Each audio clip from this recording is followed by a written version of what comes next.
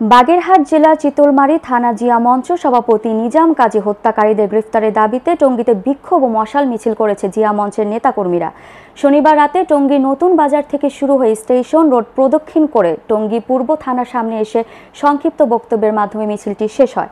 বিক্ষোভ মিছিলে উপস্থিত ছিলেন গাজীপুর মহানগর জিয়া মঞ্চের সাধারণ সম্পাদক আওলাদ মোল্লা, টঙ্গী পূর্ব থানা জিয়া মঞ্চের সভাপতি সুমন গাজী, ৪৯ নং ওয়ার্ড জিয়া মঞ্চের সভাপতি আলমগীর ব্যাপারী, সাধারণ সম্পাদক সোহাগ সহ অন্যান্য নেতাকর্মীরা।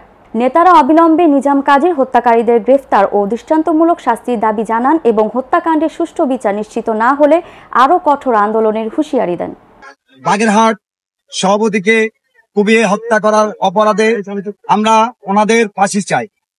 ৮ দিনের যে আমাদের কেন্দ্রীয় কমিটি বলেছিল ৮ দিনের ভিতরে যদি প্রশাসন ওনাদেরকে ধরে আইনের আয়ত্তে যদি না আনা হয় তাহলে আমরা আরো বড় ধরনের কর্মসূচির ভিতরে যাব।